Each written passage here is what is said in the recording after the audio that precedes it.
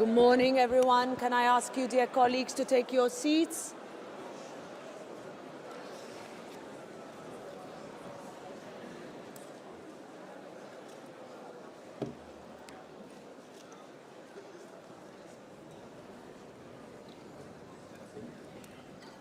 Please take your seats. Let's start.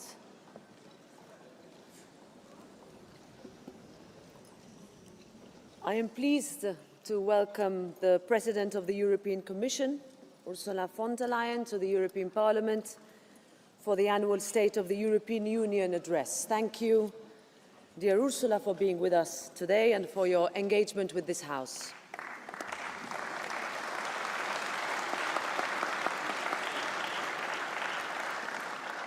In these unprecedented times, dear colleagues, we need clarity and we need resolve.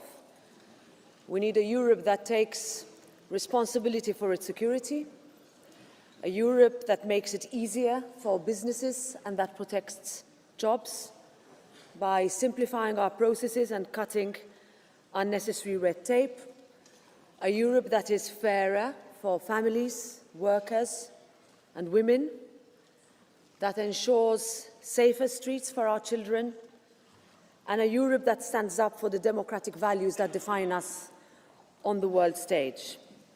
When the world too often feels like it is on fire with Russia's aggression against Ukraine, the horrific situation in Gaza and the Middle East, a redefined transatlantic relationship, and more engagement of Europe across the world, this Parliament and the people we represent are very eager to hear how Europe can step up with new and bold ideas. And I know that this, as always, will be a lively and energized debate, and that it will be based on mutual respect, protecting the dignity of this House.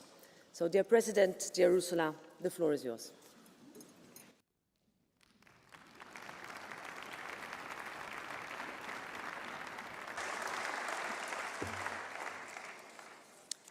Thank you very much, President Metsola, Minister, honorable members. Europe is in a fight for a continent that is whole and at peace, for a free and independent Europe, a fight for our values and our democracies, a fight for our liberty and our ability to determine our destiny for ourselves. Make no mistake, this is a fight for our future. And I thought long and hard about whether to start this State of the Union address with such a stark appraisal.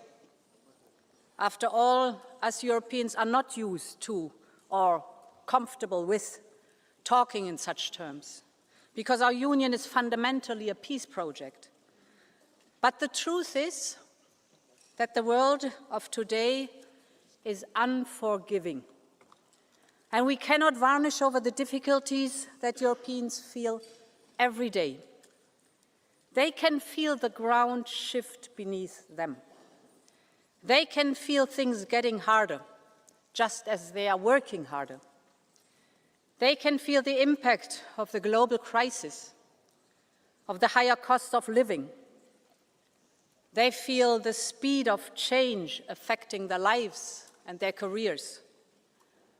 And they worry about the endless spiral of events they see on the news, from the devastating scenes in Gaza to the relentless Russian barrage on Ukraine. We simply cannot wait for this storm to pass. This summer showed us that there is simply no room or no time for nostalgia. Battle lines for a new world order based on power are being drawn right now.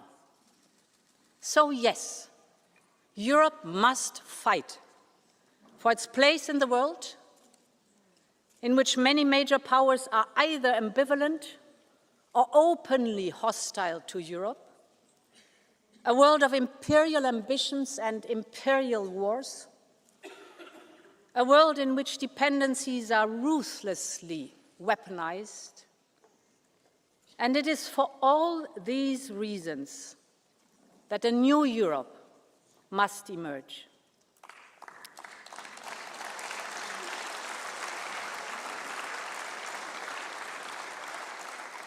And honourable members, this must be Europe's independence moment.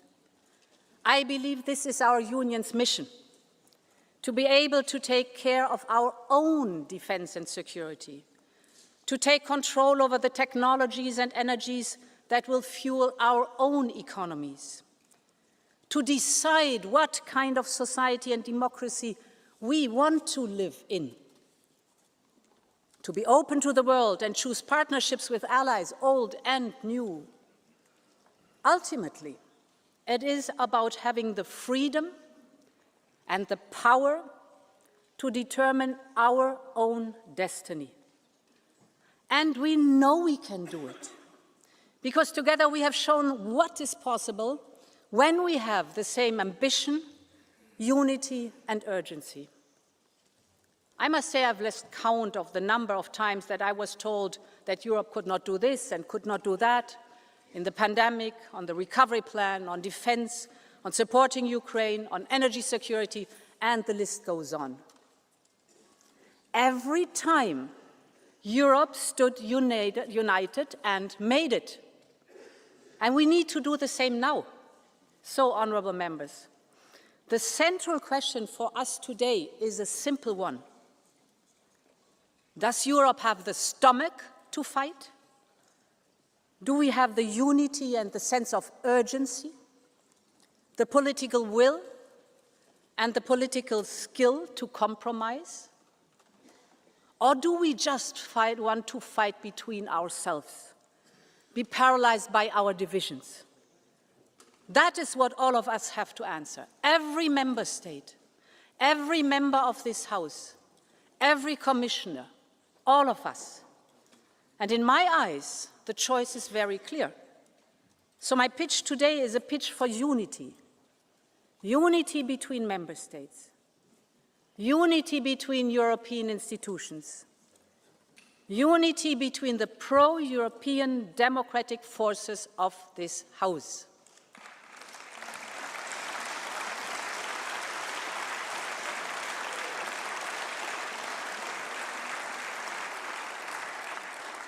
I'm here, and the entire college is here, ready to make this happen with you, ready to strengthen the pro-European democratic majority, because it is the only one that can deliver for Europe.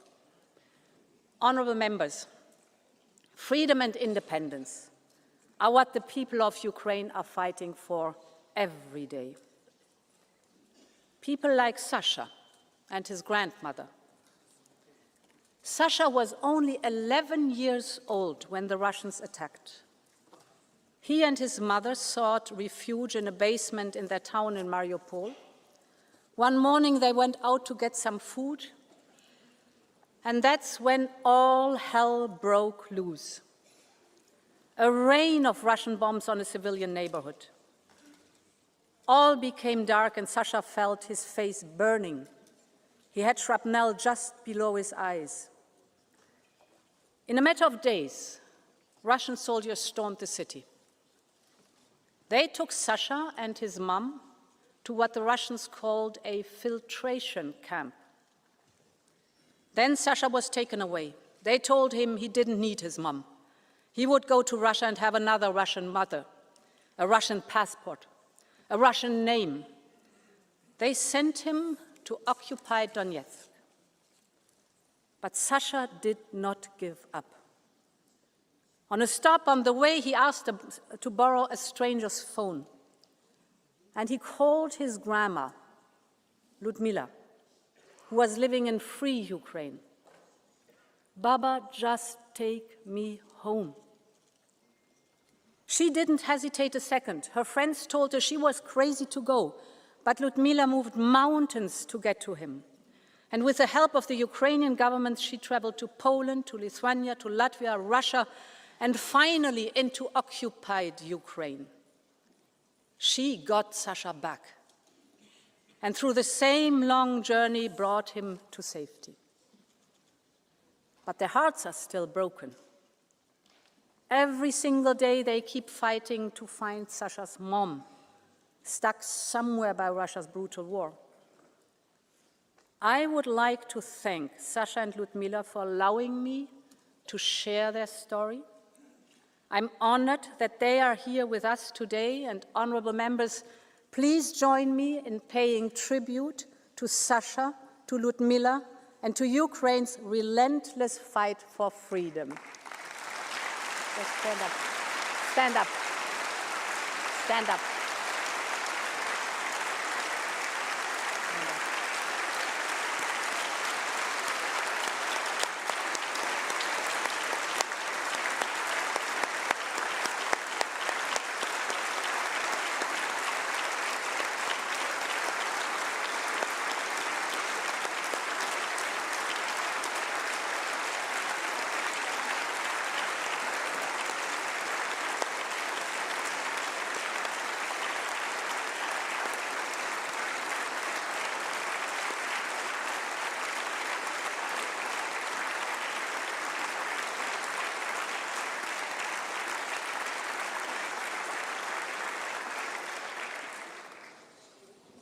Sadly, Sasha's story is far from unique. There are tens of thousands more Ukrainian children whose fate is unknown, trapped, threatened, forced to deny their identities. We must do everything in our power to support Ukraine's children. And that is why I can announce that, together with Ukraine and other partners, I will host a summit of the International Coalition for the Return of Ukrainian Children. Every abducted child must be returned.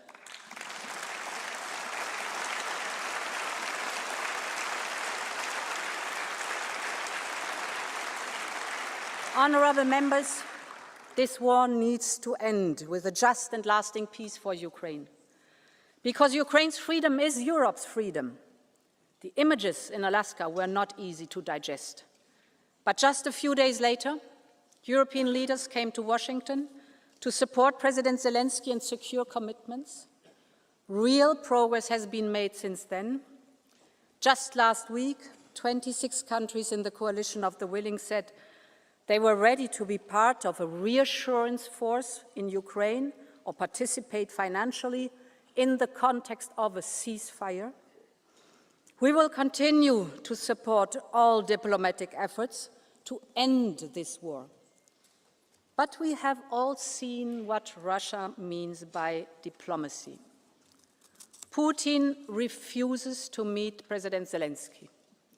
Last week, Russia launched the largest number of drones and ballistic missiles in a single attack. Yesterday, there was a missile attack on a village in Donetsk, targeting people waiting to pick up their pensions. More than 20 were killed. And just today, we have seen a reckless and unprecedented violation of Poland and Europe's airspace by more than 10 Russian Shahid drones. Europe stands in full solidarity with Poland.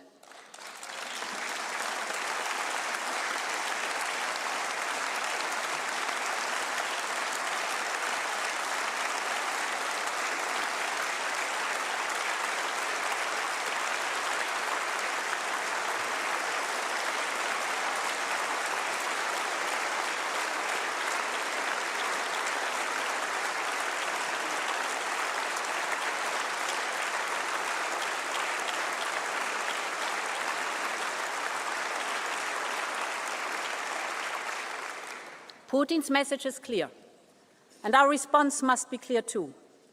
We need more pressure on Russia to come to the negotiation table. We need more sanctions. We are now working on the 19th package in coordination with partners. We're particularly looking at phasing out Russian fossil fuels faster. We're looking at the shadow fleet and at third countries. And at the same time, we need more support for Ukraine. No one has contributed as much as Europe. Close to 170 billion euros of military and financial aid so far, and more will be needed. And it should not only be European taxpayers who bear the brunt of this. This is Russia's war, and it is Russia that should pay.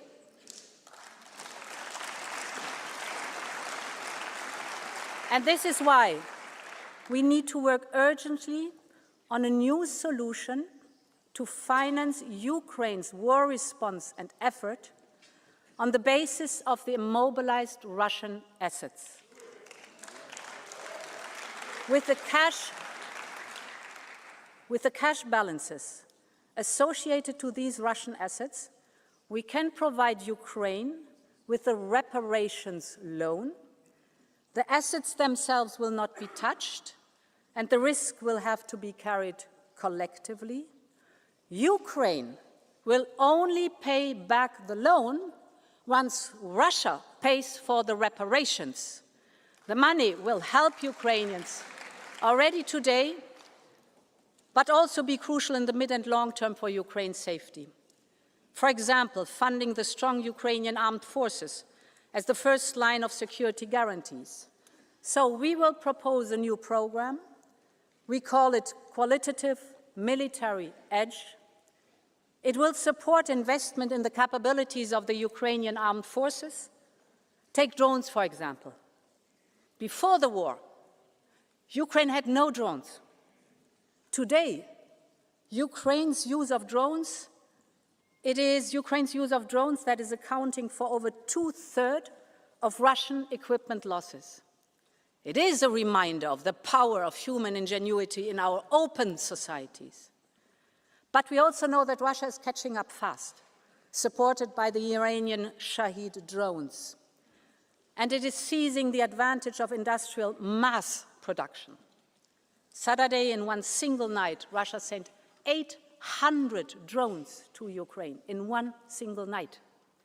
So, ingenuity helped to open a door for Ukraine's defense, but raw industrial might, on the other side, may threaten to sweep it closed. So we can use our industrial strength to support Ukraine to counter this drone warfare. We can help transform Ukrainian ingenuity into battlefield advantage and into joint industrialization. And this is why I can also announce that Europe will front-load 6 billion euros from the ERA loan and enter into a drone alliance with Ukraine. Ukraine has the ingenuity. What it needs now is scale. And together we can provide it so that Ukraine keeps its edge and Europe strengthens its own.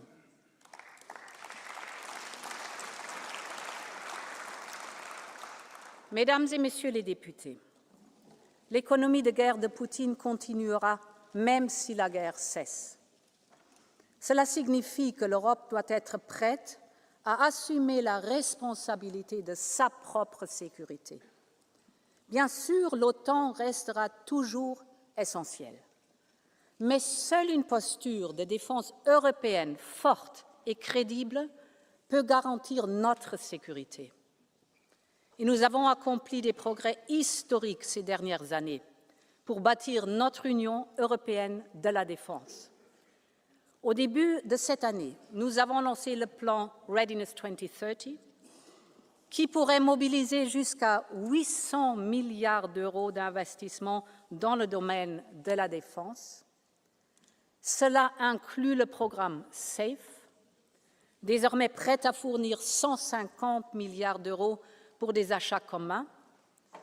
19 États membres ont déjà soumis une demande.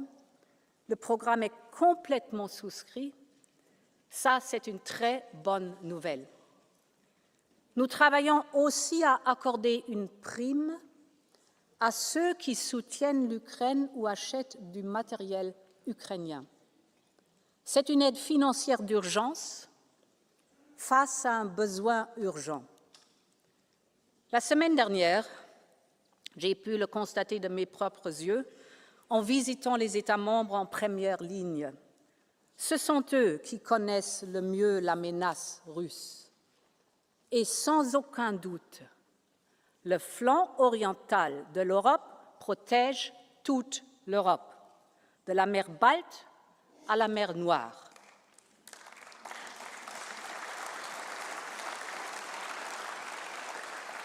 Et c'est pourquoi nous devons investir pour le soutenir avec le Eastern Flank Watch. Cela signifie doter l'Europe de moyens stratégiques indépendants.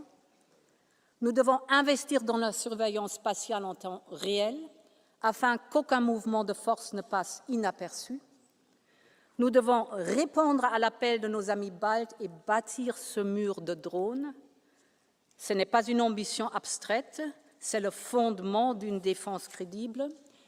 Une capacité européenne développée, déployée et entretenue conjointement, réactive en temps réel, sans aucune ambiguïté sur nos intentions. L'Europe défendra chaque centimètre carré de son territoire, mesdames et messieurs.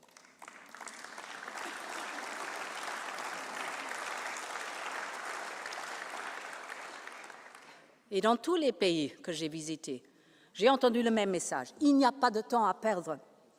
Donc, lors du prochain Conseil européen, nous présenterons une feuille de route claire pour lancer de nouveaux projets communs en matière de défense, fixer des objectifs précis pour 2030 et créer un semestre européen de défense, parce que 2030, c'est demain. Et c'est aujourd'hui que l'Europe doit se préparer. Honourable members, when we talk about independence, we're talking about choosing our destiny. That is what Ukraine is fighting for. And that is what all Europeans deserve. Because Europe is an idea, the idea of freedom and mutual strength. This was the idea that drove the post-1989 generation, when East and West came together. And it is as powerful now as it was then. And this is why we are bringing future member states closer to our union, investing, supporting reforms, integrating into the single market. We must keep up the speed on this merits-based process, because only a united, I would even say a reunited Europe can be an independent Europe. A larger and stronger union is a security guarantee for all of us. And because for Ukraine, for Moldova, and for the Western Balkans, their futures in our union, let's make the next reunification of Europe happen together.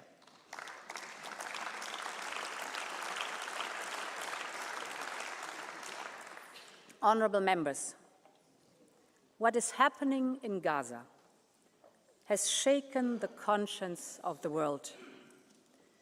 People killed while begging for food.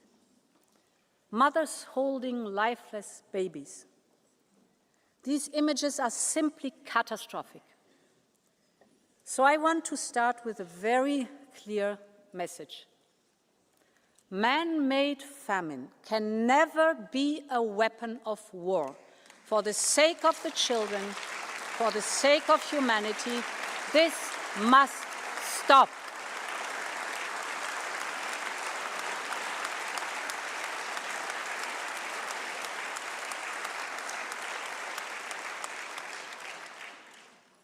This is also part of a more systematic shift in the last month that is simply unacceptable. We have seen the financial suffocation of the Palestinian Authority. The plans for settlement project in the so-called E1 era, which would easily cut off the occupied West Bank from East Jerusalem. The actions and statements by the most extremist ministers of the Israeli government, which incite violence. All of this points to a clear attempt to undermine the two-state solution, to undermine the vision of a viable Palestinian state, and we must not let this happen.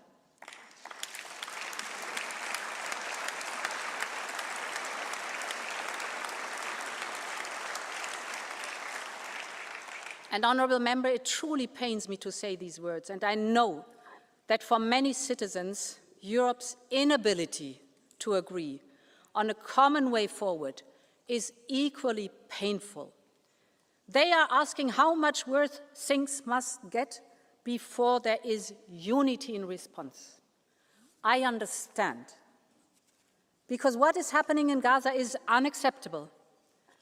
And because Europe must lead the way, just as it has done before.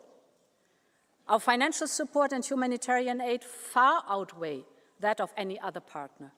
Our commitment to a viable Palestinian Authority is keeping the two-state solution alive, and we must urge others to urgently step up too, both in the region and beyond. But, of course, Europe needs to do more. Many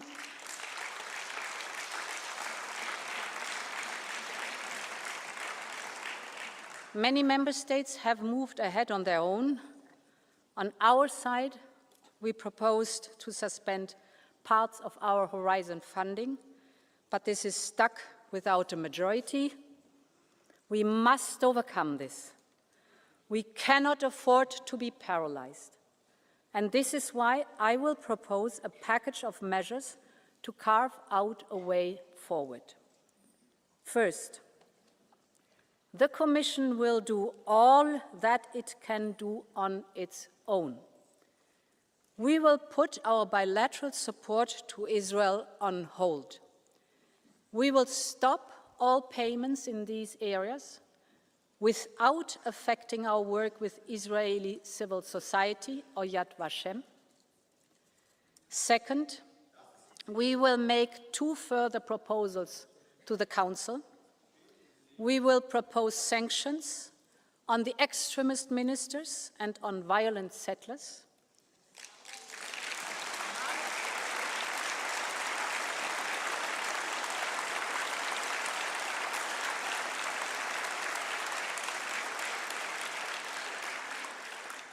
And we will also propose a partial suspension of the association agreement on trade-related matters.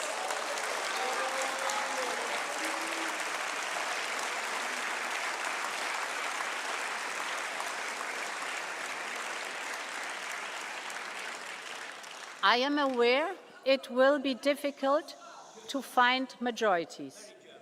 And I know that any action will be too much for one and too little for others.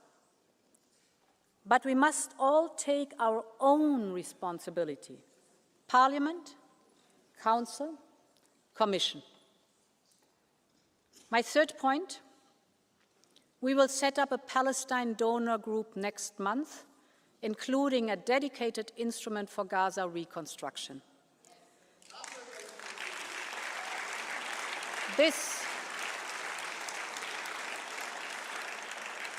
This will be an international effort with regional partners, and it will build on the momentum of the New York conference organized by France and Saudi Arabia. Honorable members, I am a long-standing friend of the people of Israel. I know how much the atrocious attacks on October 7th by Hamas terrorists shook the nation to its core. The hostages have now been held captive by Hamas terrorists for more than 700 days since October 7th. That is 700 days of pain and suffering. There can never be any place for Hamas, neither now nor in future, because they are terrorists who want to destroy Israel. They are also inflicting terror on their own people, keeping their future hostage. Europe's goal has always been the same: real security for Israel and a safe present and future for all Palestinians.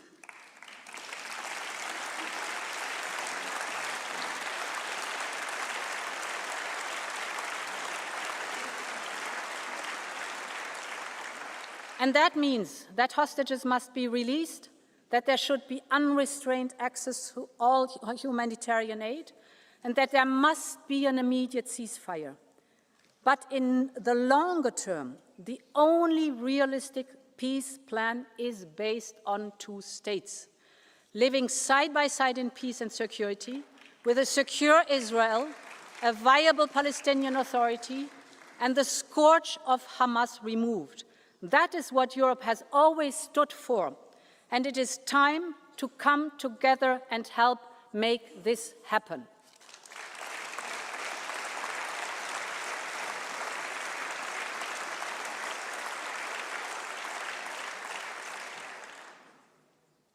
Honourable members, the transition is now hard. I want to speak about competitiveness. I know, but this is a State of the Union, and competitiveness is a central piece of our European Union.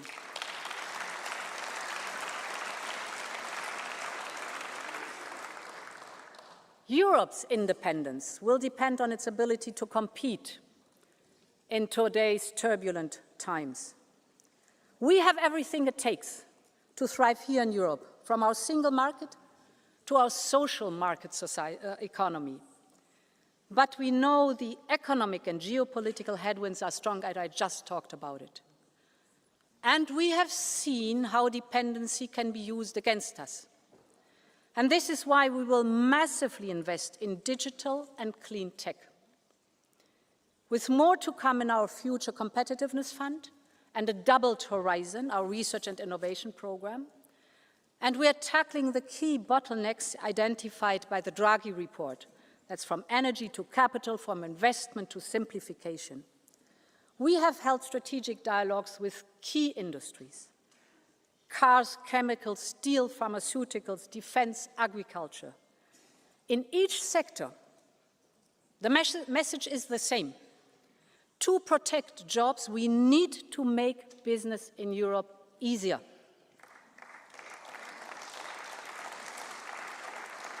A digital euro, for example, will make it easier for companies and consumers alike. And the omnibuses we have put on the table so far will make a real difference. Less paperwork, less overlaps, less complex rules. Our proposal will cut 8 billion euros per year. 8 billion cut of bureaucratic costs for European companies. And further omnibuses are on their way, for example, on military mobility or on the digital. For innovative companies, we are preparing the so-called 28th regime and speeding up the work on the Savings and Investment Union. Because we have many high-potential startups in key technologies like quantum, AI, and biotech, but as they grow, the limited availability of risk capital forces them to turn to foreign investors. And this is wealth and jobs going elsewhere. And it jeopardizes our tech sovereignty. This is why the Commission will partner with private investors on a multi-billion euro Scale-up Europe fund. It will help make major investments in young, fast-growing companies in critical tech areas, because we want the best of Europe to choose Europe. And honourable members, our greatest asset is the single market. But we all know it remains unfinished. The IMF estimates that the internal barriers within the single market are equivalent to a 45% tariff on goods and even a 100% tariff on services. Just think of what we are missing out on. And as underscored by the latter report, the single market remains incomplete, mostly in 3 domains: finance, energy, and telecommunications. So we need clear political deadlines. And this is why I will present a single market roadmap to 2028 on capital, on services, on energy, on telecoms, on the 28th regime, and the 5th, freedom for knowledge and innovation. Because we all know the old saying, only what gets measured gets done. Honourable members, this will also support our investment in the technologies that will fuel our economy, clean and digital. Take artificial intelligence. A European AI is essential for our future independence. It will help power our industry and our societies be it healthcare or be it defense, you name it. So, we will focus on the first key building blocks. That's from the Cloud and AI Development Act to the Quantum Sandbox.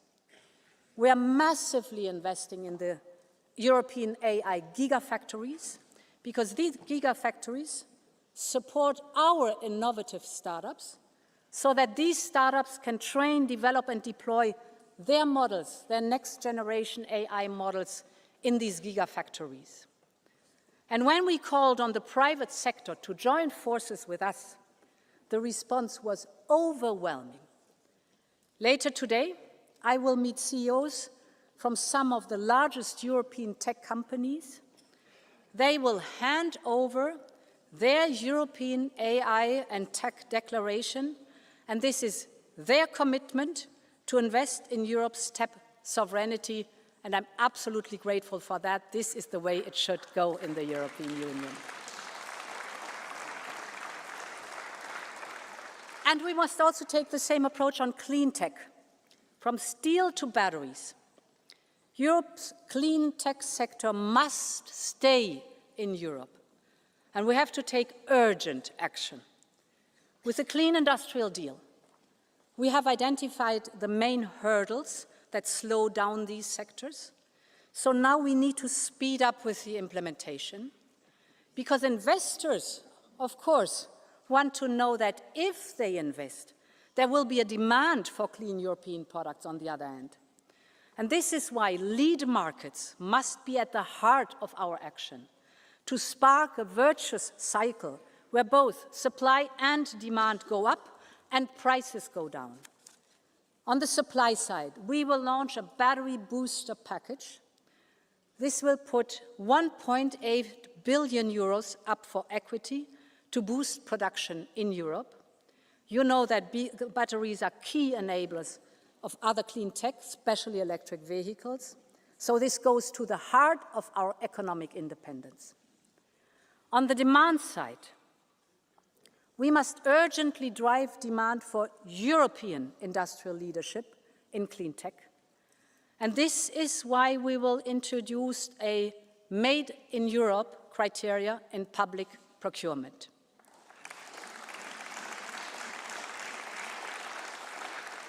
And when we invest in Global Gateway, for example, we set strong incentives for partners to buy European. I'm convinced the future of clean tech will continue to be made in Europe. But for that, we also need to make sure that our industry has the materials here in Europe. And the only answer here is creating a truly circular economy.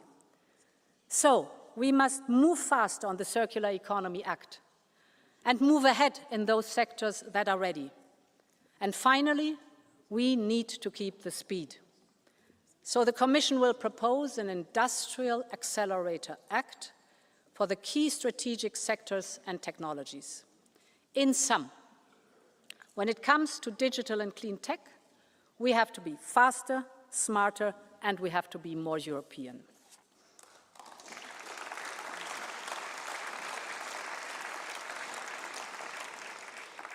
Honourable members, already today, low-carbon sources account for over 70% of our electricity. We are global leaders in clean tech patents, better than the United States, racing with China. When it comes to venture capital for clean tech, we are catching up with the United States and way ahead of China. We're firmly on track to achieve our 2030 targets to cut emissions by at least 55%. This is the power of the European Green Deal, and we must stay the course on our climate and environmental goals. This is a must, honourable members.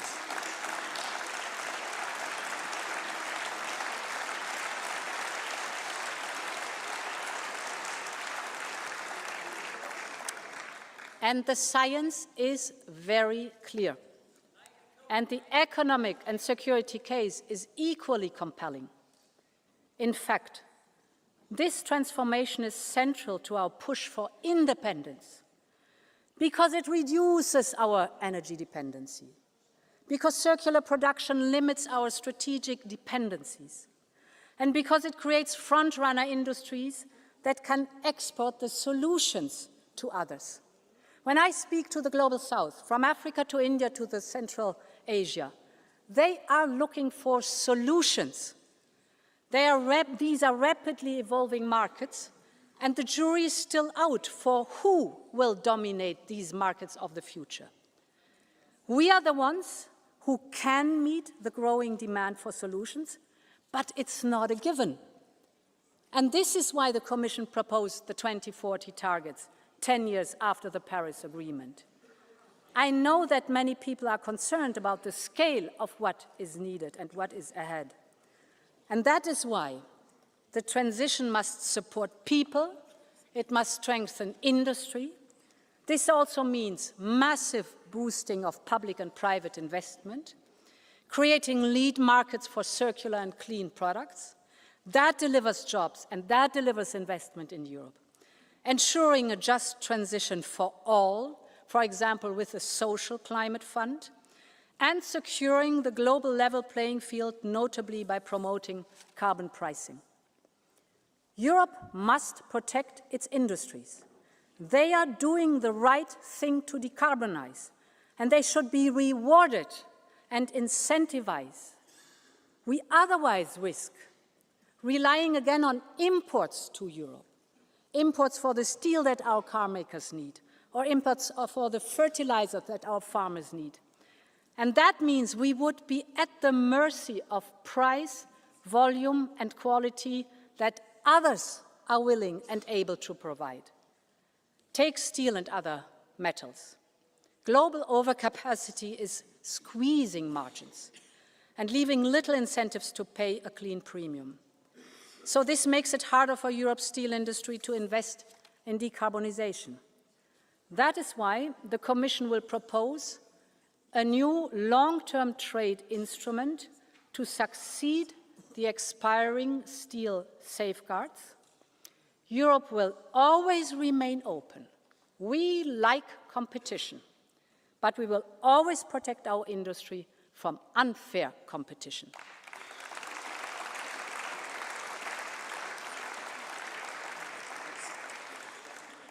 Honourable members, when we talk about competitiveness, we talk about jobs. We're talking about people and their livelihood. So the bottom line is that workers must be empowered if we are to have a competitive economy. And that is why we will propose a Quality Jobs Act to ensure that modern employment keeps pace with the modern economy.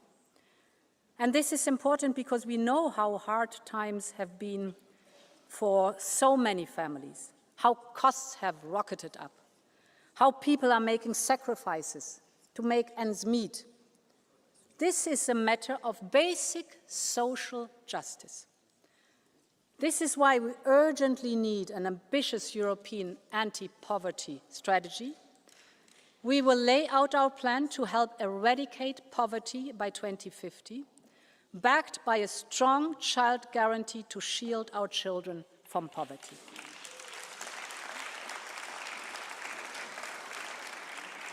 And we will also put forward a series of packages on affordability and the cost of living. Allow me to give you 4 telling examples. The first is energy. When the energy costs rise, it is not just a number on the bill. It is every single part of people's life that is affected. So at the height of the energy crisis in the last years, Europe acted. And thanks to that common effort, we quickly managed to stabilize prices and secure supply. We are now on the path to energy independence. But energy bills are still a real source of anxiety for millions of Europeans, and costs are still structurally too high for industry. We know what drove prices up. That was dependency on Russian fossil fuels. So it's time to get rid of dirty Russian fossil fuels completely.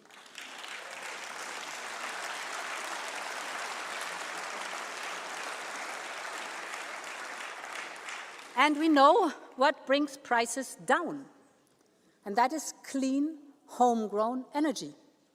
We need to generate more homegrown renewables with nuclear as a base load, but we also need to urgently modernize and invest in our infrastructure and our interconnectors. This is why we will propose a new grids package to strengthen our grid infrastructure and speed up permitting. And to go with that, I'm presenting today a new initiative called Energy Highways. We have identified 8 critical bottlenecks in our energy infrastructure that goes from the Øresund Strait to the Sicilian Canal. We will now work to remove these bottlenecks one by one. We will bring governments and utilities together to address all outstanding issues because Europeans need affordable energy right now. And honourable members, a home is not just 4 walls and a roof. It is safety. It is warmth. It's a place for family and friends. It is belonging. But for too many Europeans today, home has become a source of anxiety. It can mean debts and uncertainty. The numbers tell a painful truth. House prices are up by more than 20% since 2015. Building permits down by over 20% in 5 years. This is more than a housing crisis. This is a social crisis. It tears Europe's social fabric. It weakens our cohesion. And it also threatens our competitiveness. Nurses, teachers, and firemen cannot afford to live where they serve. Students drop out because they cannot pay the rent. Young people delay starting families. This is why still this year, after receiving your input, we will present the first ever European Affordable Housing Plan to make housing more affordable, more sustainable, and of better quality. It will be a European effort anchored in local realities. We need a radical overhaul of the way we tackle this issue. We need to revise our state aid rules to enable housing support measures. We need to make it much easier to build new houses and student residences. And we will also propose a legal initiative on short-term rentals to tackle the remaining issues. So we need all of society, all lawmakers, all stakeholders to come together. And in this spirit, we will convene the first European Housing Summit to ensure it is at the top of our agenda. Honourable Member, housing is a dignity. It is about fairness. It is about Europe's future.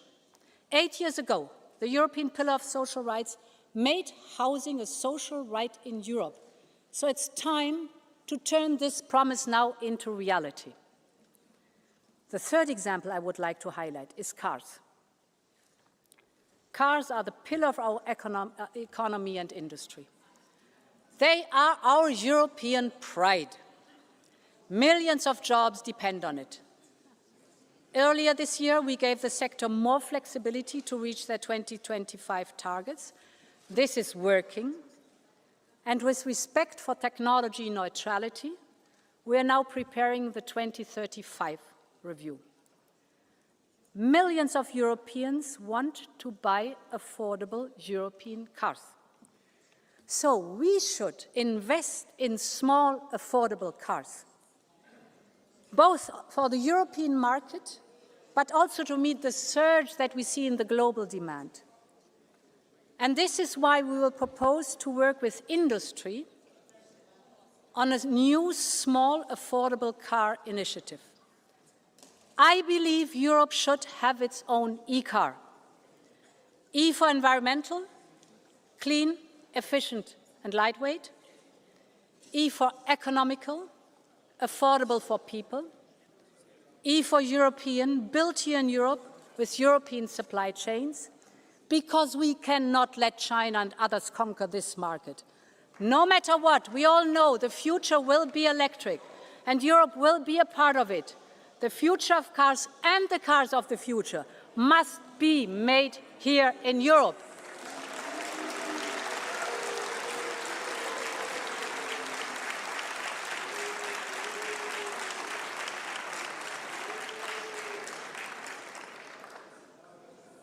Honourable Member, the final example I want to highlight is linked to food. In Europe, we have access to high-quality food that our outstanding farmers and fishers produce at affordable prices. They are also the custodians of our lands and oceans, our biodiversity, the key to our food security. But they are facing headwinds from high input costs to red tape or unfair competition.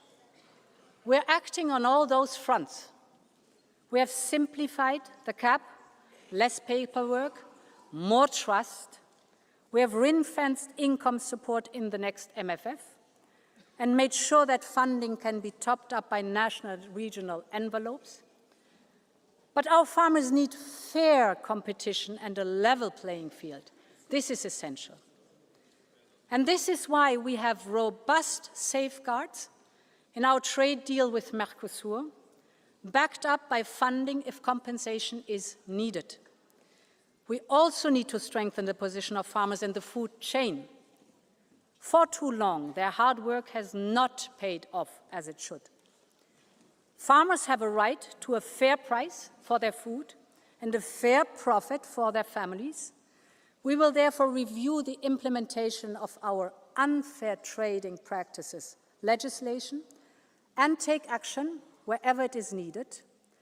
And I can announce today that we will boost our promotion budget to launch a new Buy European Food campaign, because we can proudly say that our European food is the best in the world.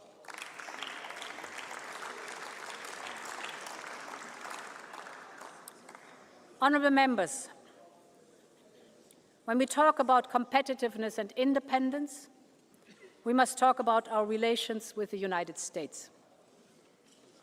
I've heard many things about the deal agreed in summer. I understand the initial reactions, so allow me to be as clear as I can. Our trading relationship with the United States is our most important. We export over 500 billion euros worth of goods every year. Millions of jobs depend on it. And as President of the Commission, I will never gamble with people's jobs and livelihoods. This is why we did a deal to keep market access for our industries. And we ensured that Europe got the best possible deal out there. We have put our companies at a relative advantage because some of our direct competitors face much higher tariffs from the US. Yes, their baseline might be lower, but when you account for the exceptions that we secured and the additional rates which others have on top, we have the best agreement without any doubt. But I want also to be crystal clear on one point. Whether on environmental or digital regulation, we set our own standards, we set our own regulation. Europe will always decide for itself.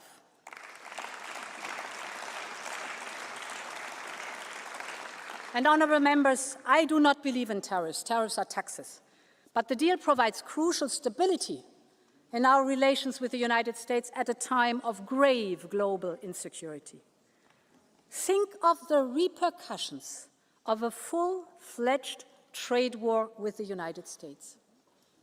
Picture the chaos, and then put that image next to the one from China just last week. China flanked by the leaders from Russia and North Korea. Putin gloating about how Russia-China relations are at an unprecedented high.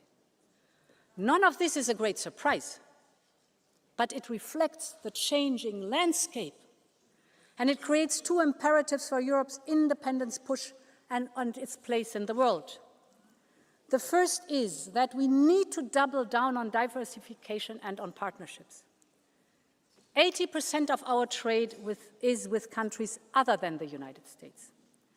So we need to capitalize now on these new opportunities.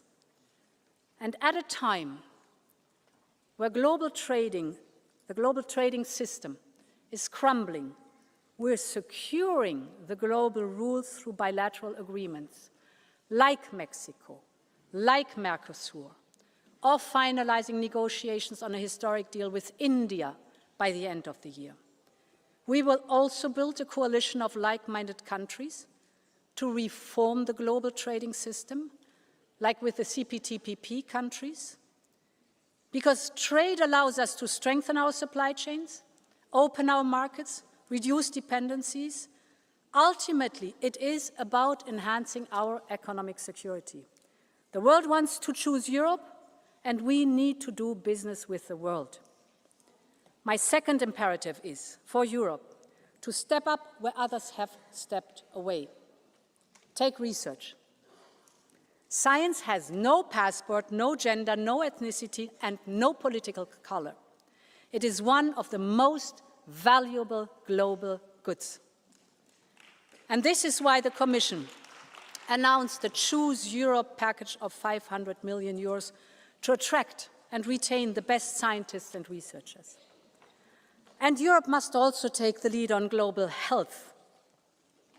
We are on the brink, if not even at the start, of another global health crisis.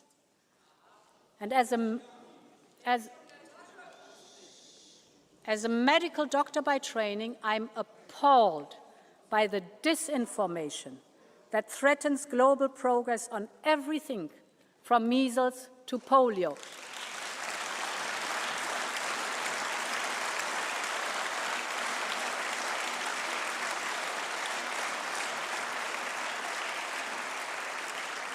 And this is why today I can announce that the European Union will head a new global health resilience initiative, because the world is looking to Europe and Europe is ready to lead.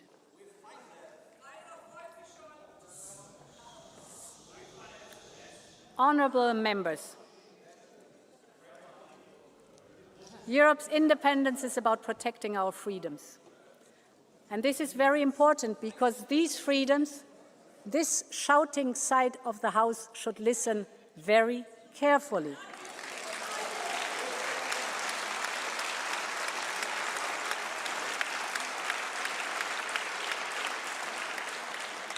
Listen very carefully. Can you please stop? Can you please stop? Please. Listen very carefully about the freedoms, the freedom to decide, the freedom to speak out, to move around the whole continent, the freedom to vote, to love, to pray, to live in a union of equality. Our democracy and the rule of law are the guarantors of those freedoms.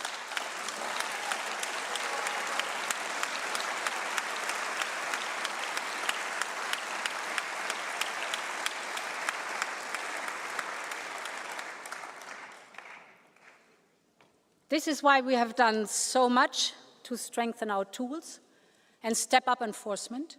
We built a new rule of law cycle that ensures that problems are detected early and solved through engagement. We need an integrated annual cycle of the rule of law, a common rhythm, clear milestones, and contributions from all institutions. And our focus must be to close the existing loopholes. We have strengthened the link between funds and the respect of the rule of law, and with the next long-term budget, we will go even further. Respecting the rule of law is a must for European funds now and in future.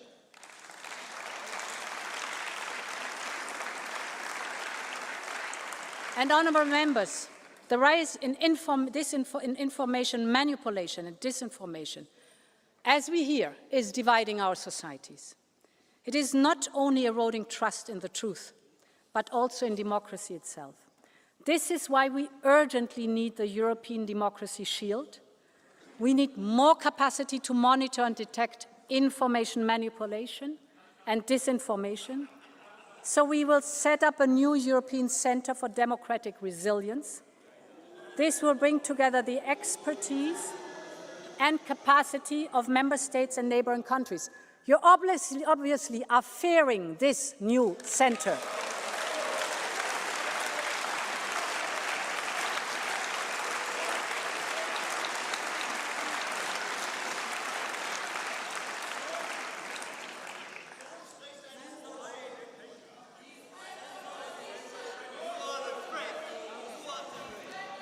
Okay, I understand that shouting has become a little bit of a tradition. Can you listen, please, to this discussion, and then you'll have the time to speak?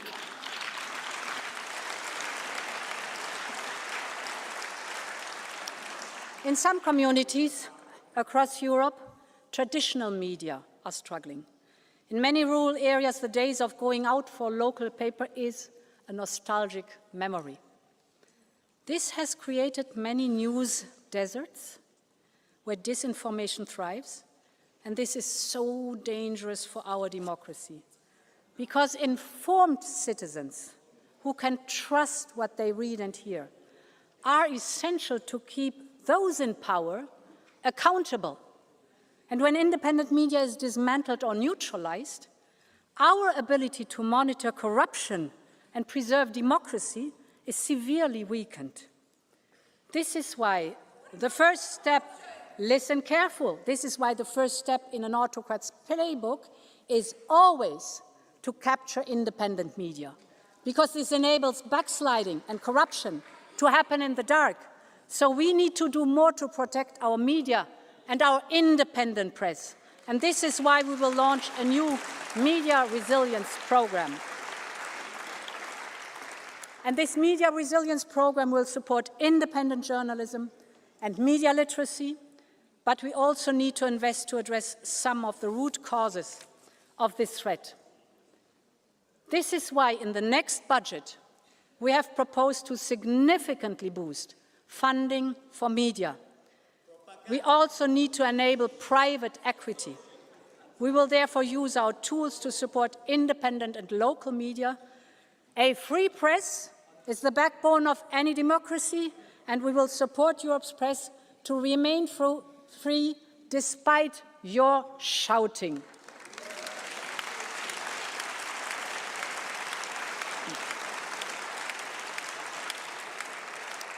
Honourable members, another important point. Okay, Ms. Schneider, please. We have been very fair and understanding, but this is your last warning. Shouting again and you leave the chamber.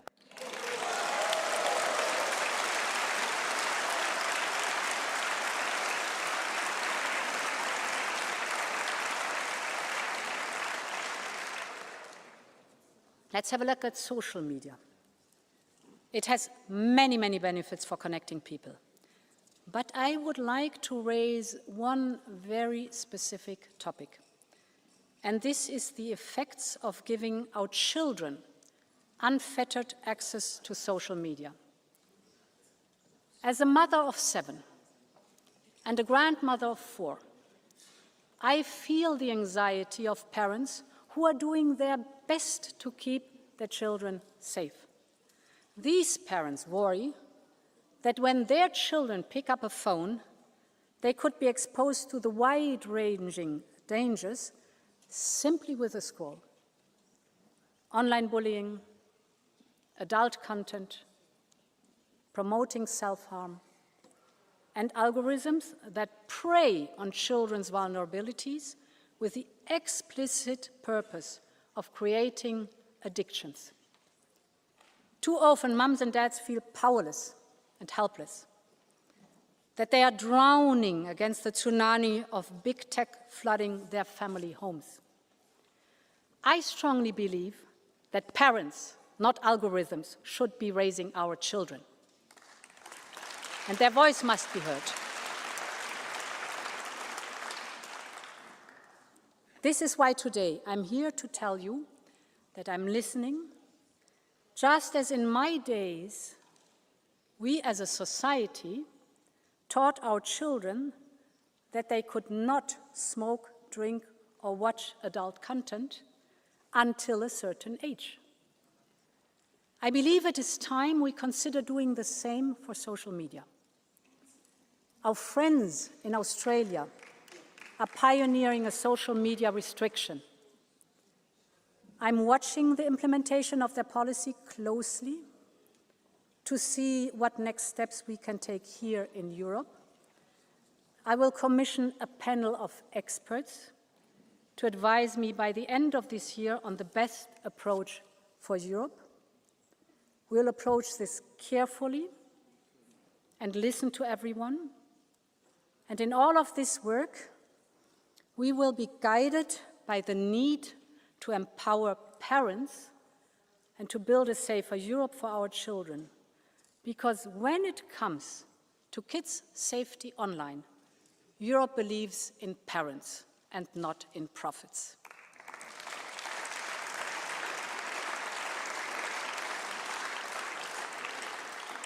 Meine Damen und Herren Abgeordnete, unsere Demokratie zu schützen, ist unsere wichtigste Aufgabe. Aber dafür müssen wir auch zeigen, dass die Demokratie Lösungen für die berechtigten Sorgen der Menschen hat. Nirgendwo ist das deutlicher spürbar als bei dem Thema Migration. Deshalb haben wir vorgeschlagen, die Mittel für das Migrations- und Grenzmanagement im nächsten Haushalt zu verdreifachen, damit wir Migration wirksam steuern und unsere Außengrenzen schützen können. Aber es ist klar, dass mehr nötig ist. Die Menschen in Europa haben bewiesen, dass sie bereit sind, jenen zu helfen, die vor Krieg und Verfolgung flüchten. Aber die Frustration wächst, wenn sie den Eindruck haben, unsere Regeln werden missachtet. Deshalb müssen wir unsere Anstrengungen verstärken. Wir brauchen ein System, das menschlich ist, ohne naiv zu sein. Wir müssen mit der Rückkehr abgelehnter Asylbewerber in ihre Heimatländer ernst machen. Es kann doch nicht sein, dass nur 20% derjenigen, die nicht bleiben dürfen, Europa tatsächlich verlassen. Wir brauchen daher eine schnelle Übereinkunft beim gemeinsamen europäischen Rückkehrsystem. Wir dürfen keine Zeit mehr verlieren. Und wir müssen auch sicherstellen, dass wir den Migrations- und Asylpakt voll und ganz umsetzen, sobald er in Kraft ist. Er ist streng, aber fair. Und er wird nur funktionieren, wenn alle ihren Anteil leisten. Mitgliedstaaten aus Nord wie Süd, aus Ost wie West. Selbstverständlich werden wir unseren internationalen Verpflichtungen immer nachkommen. Wir haben das in der Vergangenheit getan, wir tun das heute, wir werden das in Zukunft tun. Aber es sind wir in Europa, die entscheiden, wer zu uns kommt und unter welchen Umständen, und nicht die Schlepper und Schleuser.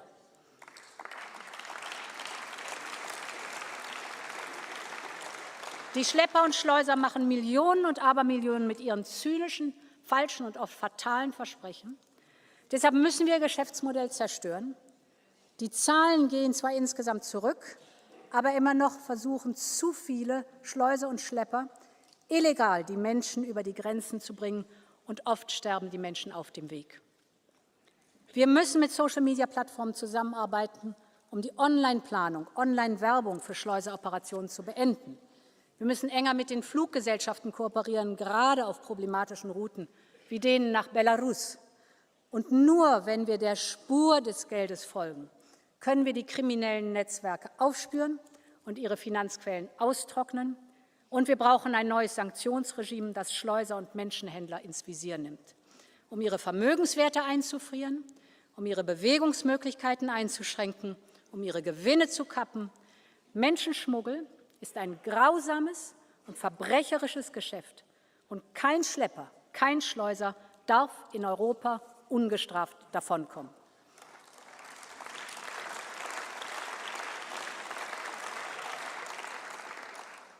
Honourable Member, the point I want to make is simple. If it matters to Europeans, it matters to Europe. This is our enduring duty to deliver. This summer, we all saw the pictures of Europe's forests and villages on fire. More than 1 million hectares were burned. An area around 1/3 of the size of Belgium. The scale of the damage is enormous. And we know it is not a one-off. Climate change is making each summer hotter, harsher, and more dangerous.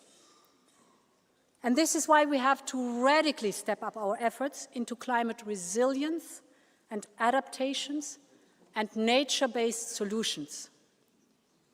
But we must also give ourselves the tools to respond.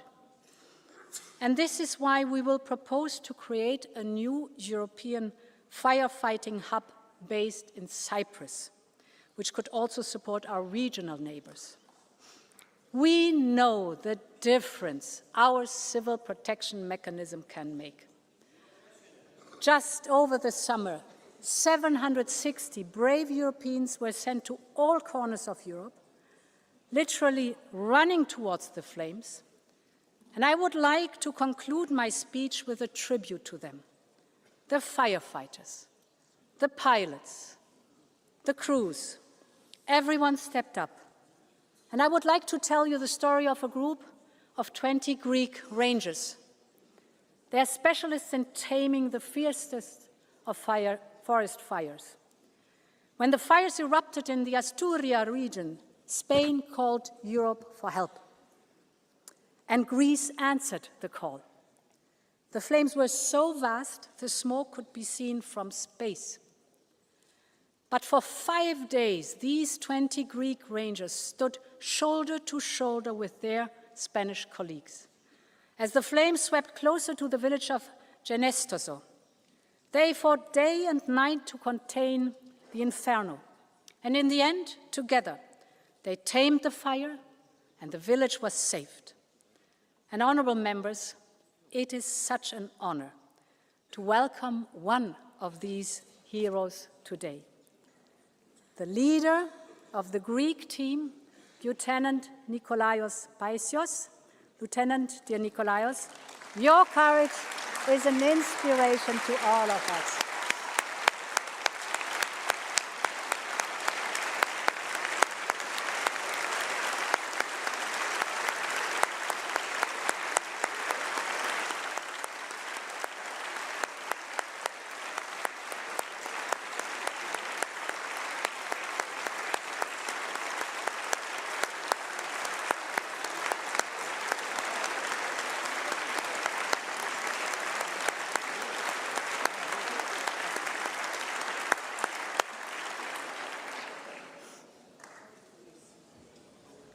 Honourable members, this is Europe as one community. This is the Europe that I love and that you love, we all love. This is the Europe that we must protect at all costs, and we must do that together.